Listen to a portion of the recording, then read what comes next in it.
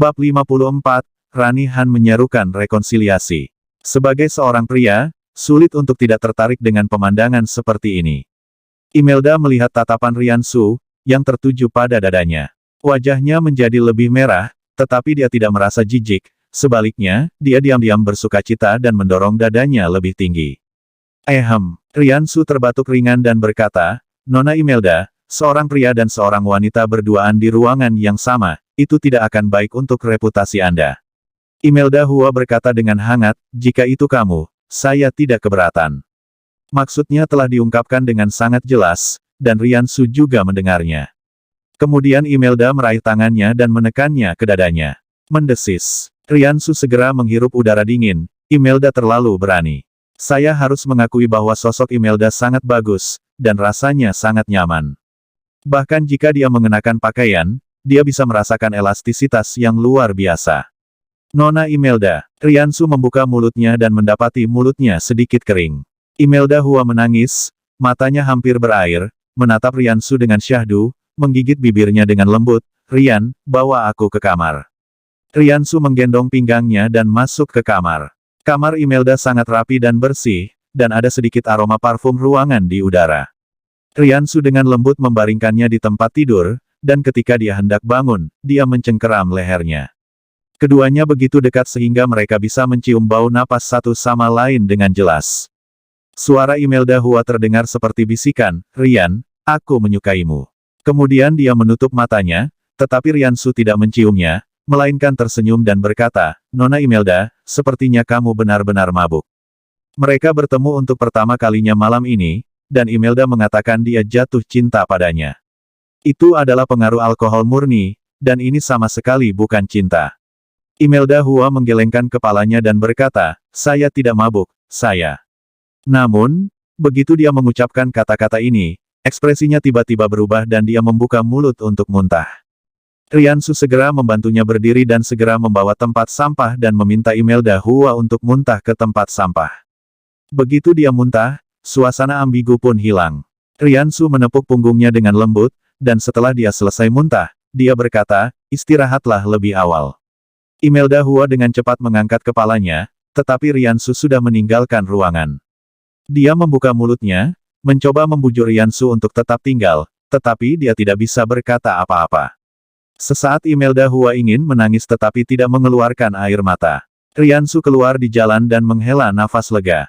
Situasi barusan sangat mendebarkan. Imelda dalam pengaruh alkohol, ini baru pertama kalinya mereka bertemu, dan tidak mungkin melakukan hubungan yang berkembang begitu cepat. Poin kuncinya adalah dia tidak mencintai Imelda. Jika dia tidur dengan Imelda begitu saja, apa perbedaan antara dia dan bajingan? Dan dia dapat melihat bahwa Imelda sangat proaktif malam ini, bukan karena sifatnya yang tidak bermoral, tetapi karena efek alkohol dan juga karena dia baru saja keluar dari tekanan, dan Rian Su menyelamatkan bak pahlawan. Imelda Hua pasti akan menyesalinya keesokan harinya. Tidak peduli dari sudut mana Anda melihatnya, menjalin hubungan dengan Imelda Hua adalah hal yang tidak rasional. Keesokan harinya, Rian Su terus bangun pagi dan pergi ke taman untuk senam pagi. Namun, kali ini dia tidak bertemu Tuan Peter Long seperti terakhir kali, sehingga dia terhindar dari masalah. Sesampainya di rumah, dia mengangkat teleponnya dan menemukan ada 2 panggilan tidak terjawab lagi. Dia menelpon kembali dan mendengar suara yang dikenalnya, kamu akhirnya meneleponku kembali. Rani Han. Benar, Rani Han-lah yang menelponnya. Ini memang di luar dugaan Rian Su. Iya ini aku. Nada bicara Rani Han lembut. Rian Su mendengus dingin dan berkata, Rani Han, kamu benar-benar berkulit tebal. Kamu masih berani menelponku setelah aku memutuskanmu. Ketika Rani Han mendengar ini, ekspresinya tiba-tiba berubah, dan ekspresi awalnya yang lembut langsung berubah menjadi dingin. Panggilannya kepada Rian Su kali ini atas perintah Jerry Yang. Tujuannya sangat sederhana, yaitu mencari cara untuk mengelabui Rian Su agar datang dan kemudian memberantas akar permasalahannya. Awalnya, tugas ini seharusnya jatuh ke tangan Ratna Han. Bagaimanapun, Ratna Han mengendalikan banyak industri keluarga Su dan dapat menggunakan ini untuk memaksa Rian Su muncul. Tapi Rani Han mengajukan diri dan menerima tugas itu, berpikir bahwa dia masih bisa memanipulasi Rian Su, bahkan setelah dia memutuskan pertunangannya dengan Rian Su. Dia sangat mengenal Rian Su, dan dia memiliki kepercayaan diri ini. Ceriyang tidak tahu isi panggilan itu, jadi dia merendahkan suaranya dan berkata, cepat tipu dia. Ceriyang tidak bisa tidur tadi malam. Ketika dia memikirkan Riansu memukuli sepupunya seperti ini, dia menjadi sangat marah dan gambaran Riansu tidak bisa hilang dari pikirannya. Dalam pikirannya, Riansu telah disiksa dan dibunuh olehnya tidak kurang dari 100 kali. Selama ini, dia tidak pernah menganggap serius Riansu. Dia hanyalah seekor semut. Tapi sekarang, semut ini berani menggigit seseorang, dan itu tidak bisa dimaafkan. Dia siap menginjak-injak semut itu sampai mati. Rani Han dengan cepat menyesuaikan mentalitasnya dan berkata dengan wajah sedih, Rian, saat aku memutuskan pertunangan denganmu, aku merasa sangat sedih. Aku bahkan tidak bisa makan atau tidur. Berat badanku turun banyak. Saat aku memejamkan mata, yang terpikir olehku hanyalah tatapanmu yang tidak berperasaan. Sejak saat itu, aku menyadari bahwa aku selalu mencintaimu jauh di dalam lubuk hatiku. Buaya betina. Ketika Riansu mendengar apa yang dikatakan Rani Han, dua kata ini langsung terlintas di benaknya. Jika sebelumnya, dia akan merasa lembut ketika Rani Han menangis seperti ini. Selama 3 tahun pertunangan mereka, Rani Han sering menggunakan trik ini padanya, dan selalu berhasil. Berdasarkan pemahamannya tentang Rani Han, ini 100% jebakan, jadi dia ingin memanfaatkannya begitu saja. Rani, apakah kamu mengatakan yang sebenarnya? Riansu menekan kegembiraannya dalam nada bicaranya. Ketika Rani Han mendengar apa yang dia katakan, dia menunjukkan sedikit rasa jijik di wajahnya. Riansu memang sia-sia dan tidak membuat kemajuan sama sekali. Dia berkata dengan lebih lembut, tentu saja benar. Riansu, kenapa kita tidak kembali bersama? Aku benar-benar tidak bisa kehilanganmu.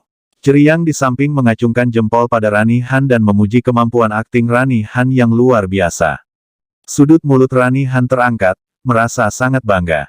Riansu membuka mulutnya dan ingin menyetujuinya, tetapi kemudian dia berpikir, jika dia menyetujuinya terlalu mudah dan itu terlihat terlalu palsu, akan mudah bagi Rani Han untuk mengetahui persetujuan palsunya.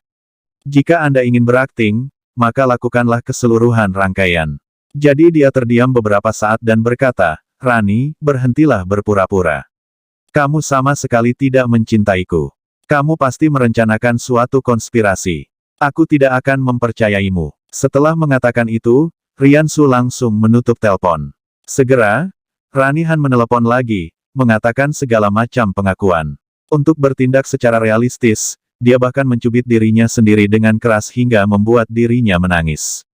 Rian, aku benar-benar menyesalinya. Aku sangat bodoh. Tapi aku benar-benar tidak bisa kehilanganmu. Bisakah kamu memberiku satu kesempatan terakhir?